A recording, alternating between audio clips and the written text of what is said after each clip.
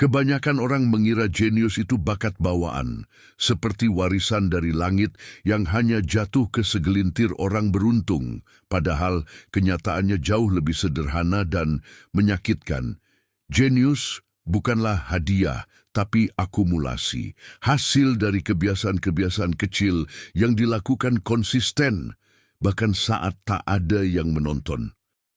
Apakah kamu pernah bertanya, Sob, kenapa ada orang yang tampak selalu tahu harus ngapain, selalu selangkah lebih cerdas, lebih tajam, lebih cepat, bukan karena mereka lebih pintar sejak lahir, tapi karena mereka hidup dengan pola pikir yang membentuk otak mereka jadi alat berpikir kelas dunia.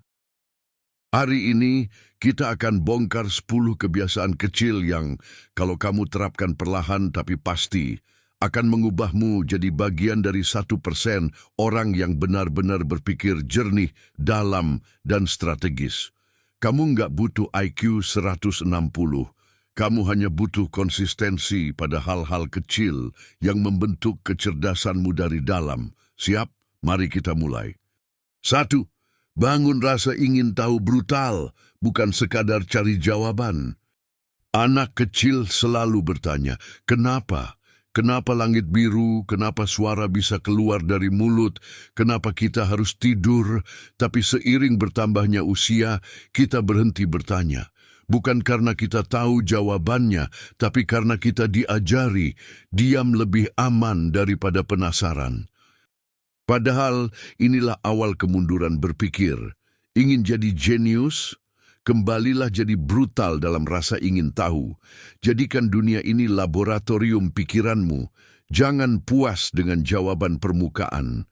Ketika kamu melihat seseorang sukses, jangan hanya berpikir, wah, dia beruntung. Tanyakan, apa yang sebenarnya terjadi di balik layar? Keputusan apa yang dia ambil dan aku tidak? Pola apa yang tersembunyi di balik hasil itu? Kebiasaan ini seperti membangun radar cerdas. Kamu jadi lebih cepat melihat pola, lebih jeli membongkar sebab akibat. Otakmu nggak lagi sekadar menyerap, tapi menyelidiki. Seperti detektif yang tidak puas sampai semua variabel tersingkap. Albert Einstein pernah bilang, I have no special talents. I am only passionately curious. Saya tidak punya bakat khusus. Saya hanya ingin tahu dengan penuh semangat. Riset dari Harvard menyebut bahwa orang dengan curiosity tinggi cenderung memiliki kemampuan problem solving yang lebih baik, hubungan sosial lebih kuat, dan performa kerja lebih unggul. Bukan karena mereka lebih tahu, tapi karena mereka lebih bertanya. Mulai sekarang, biasakan ini saat kamu membaca, menonton, atau ngobrol. Jangan cuma serap, tapi tantang informasi itu.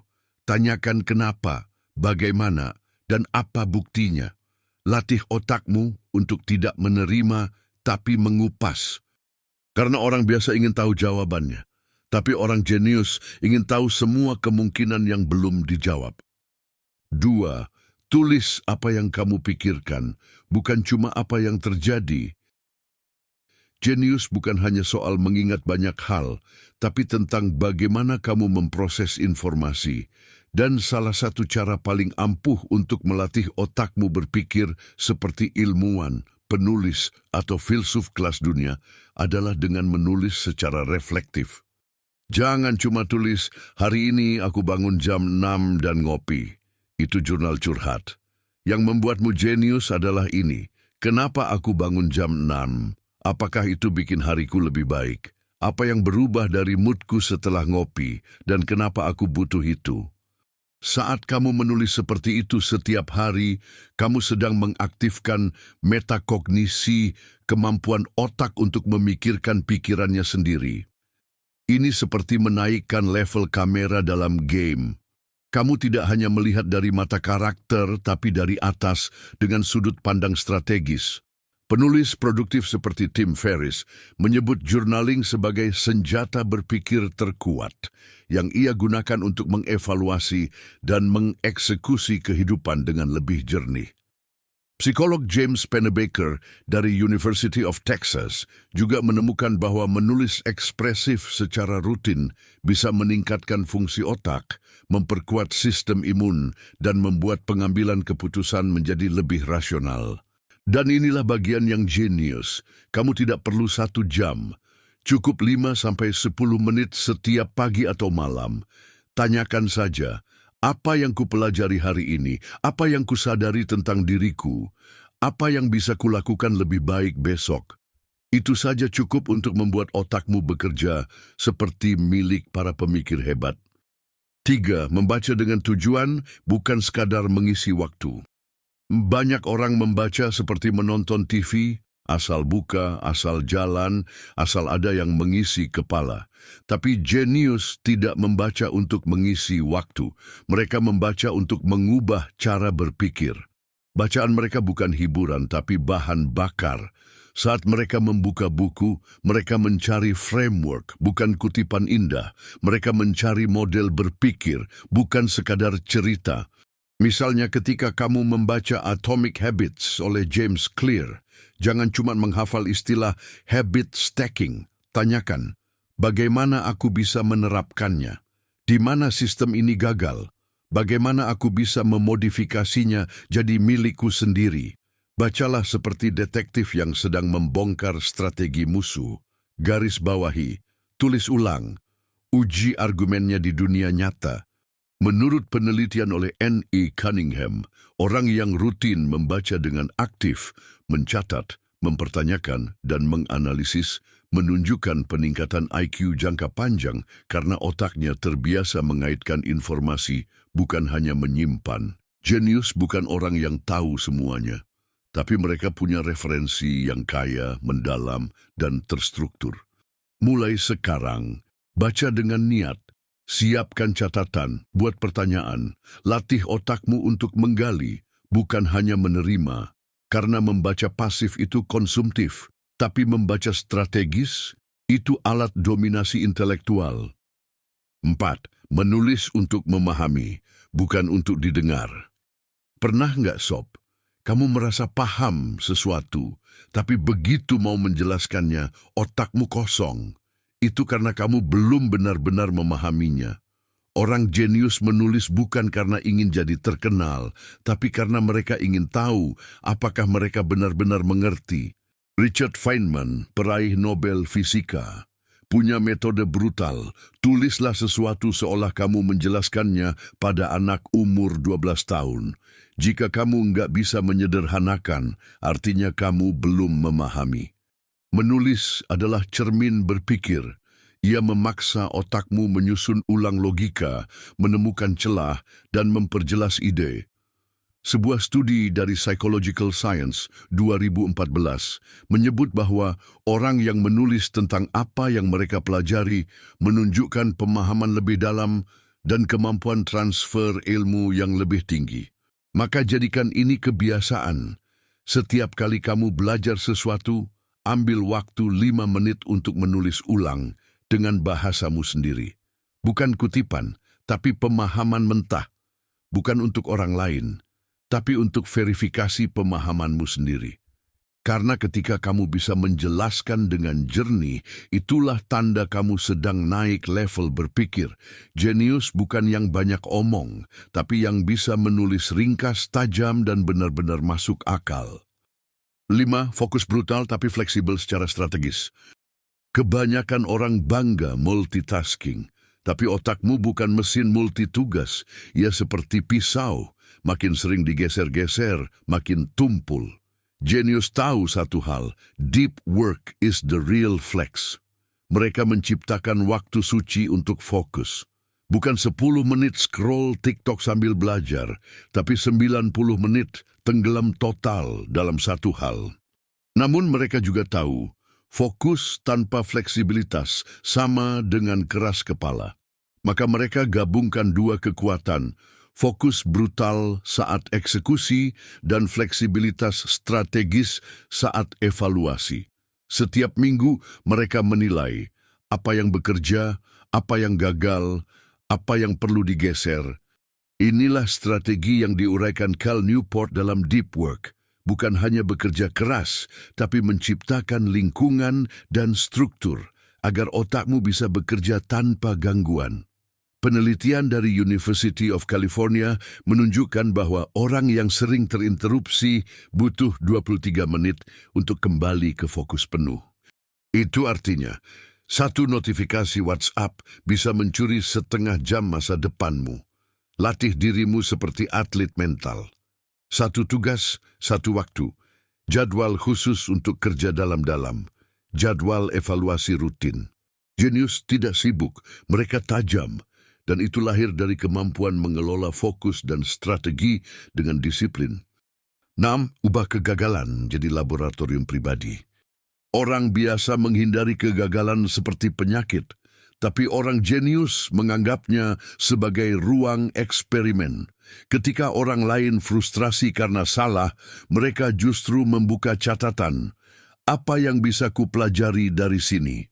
Ini bukan optimisme kosong. Ini mentalitas ilmuwan. Jenius memperlakukan hidup seperti serangkaian eksperimen. Coba, gagal, evaluasi, ulang. Thomas Edison pernah berkata, "Aku tidak gagal 10.000 kali. Aku menemukan 10.000 cara yang tidak berhasil." Penelitian dari Harvard Business School menemukan bahwa individu yang menganalisis kesalahan mereka secara sistematis memiliki peningkatan signifikan dalam pengambilan keputusan di masa depan. Apa artinya ini buatmu? Mulailah bikin failure log, catatan harian tentang hal-hal yang tidak berjalan sesuai rencana. Bukan untuk menyalahkan diri, tapi untuk mengevaluasi pola. Apakah kamu sering gagal karena impulsif? Apakah kamu kurang persiapan?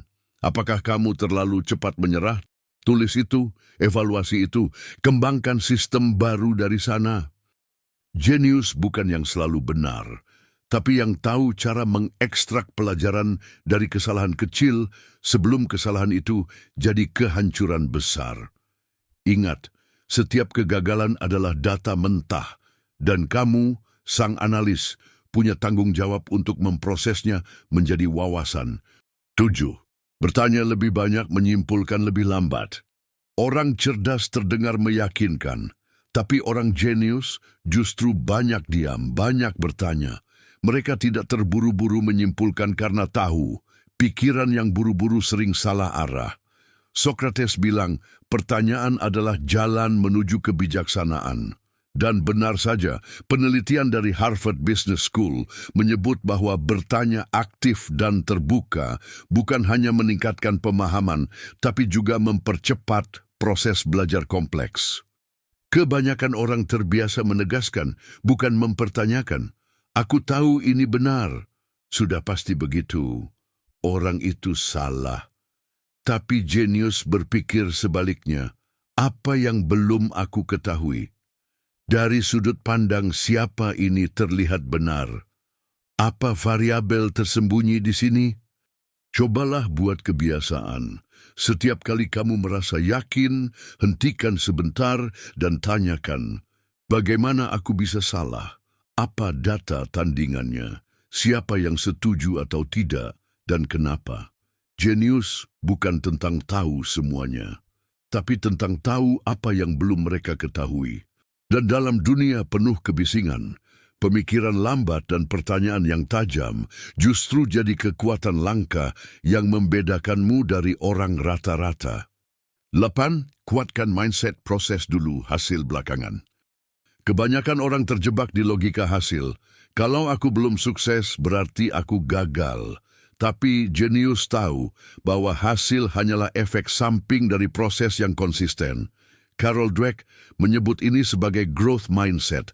Orang-orang hebat tidak menilai diri dari seberapa cepat mereka berhasil, tapi dari seberapa besar mereka berkembang dari waktu ke waktu. Mereka tidak terlalu fokus pada kapan aku akan sampai, tapi lebih pada bagaimana aku bisa terus berjalan. Contoh konkret, seorang penulis jenius tidak menunggu inspirasi. Ia menulis setiap hari walau satu paragraf. Seorang atlet jenius tidak hanya fokus pada kemenangan, tapi pada repetisi teknik sempurna setiap latihan. Penelitian dari Stanford University menunjukkan bahwa mereka yang fokus pada proses cenderung lebih bertahan dalam tantangan, lebih bahagia, dan lebih produktif dalam jangka panjang. Buatlah indikator proses, bukan hanya hasil. Alih-alih target jadi fluent Inggris dalam 3 bulan, ukur dengan latihan 1 jam setiap hari tanpa bolong. Daripada pengen viral, ukur dengan buat konten 5 kali seminggu tanpa kompromi kualitas. Jenius lahir dari orang biasa yang konsisten menjalankan proses luar biasa, karena pada akhirnya hasil akan menyusul orang yang menghormati proses. 9. Habiskan waktu sendiri tanpa gangguan. Kejeniusan tidak selalu lahir dari percakapan. Kadang justru muncul di tengah kesunyian. Saat tidak ada notifikasi, tidak ada tuntutan, dan satu-satunya hal yang ada hanyalah kamu dan pikiranmu sendiri.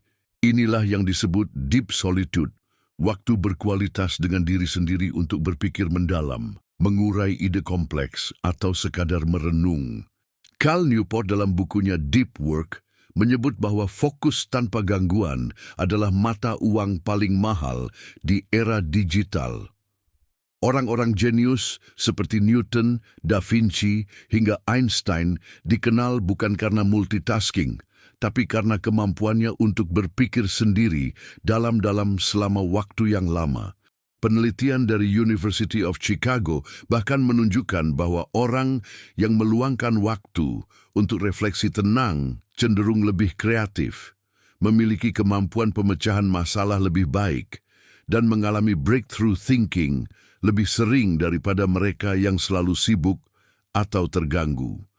Terapkan ritual sederhana, minimal 30 menit sehari tanpa perangkat elektronik, tanpa input. Hanya kamu, kertas, dan pena. Refleksi pertanyaan seperti, apa yang aku pelajari hari ini? Apa pola pikirku yang perlu diubah? Atau, apa satu langkah besar yang aku hindari karena takut? Di dunia yang tak pernah diam, kemampuan untuk duduk tenang dan berpikir adalah kekuatan super. Dan setiap jenius sejati tahu, kejernihan tidak datang dari kecepatan, tapi dari keheningan. 10. Kembangkan obsesi belajar seumur hidup. Kejeniusan bukan garis akhir, itu adalah lintasan. Dan hanya mereka yang terus belajar, meski tak dipaksa, meski tak dinilai, yang bisa melaju tanpa batas. Albert Einstein pernah berkata, I have no special talents. I am only passionately curious. Dan itulah rahasia terbesar, rasa ingin tahu yang tak pernah padam. Orang jenius menjadikan belajar sebagai gaya hidup, bukan tugas. Mereka membaca bukan karena diminta. Mereka menonton, meneliti, mengeksplorasi karena otak mereka lapar.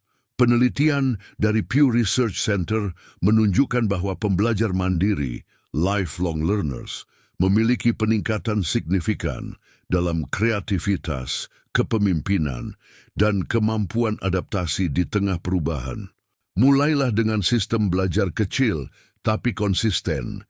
Baca minimal 10 halaman buku non-fiksi per hari.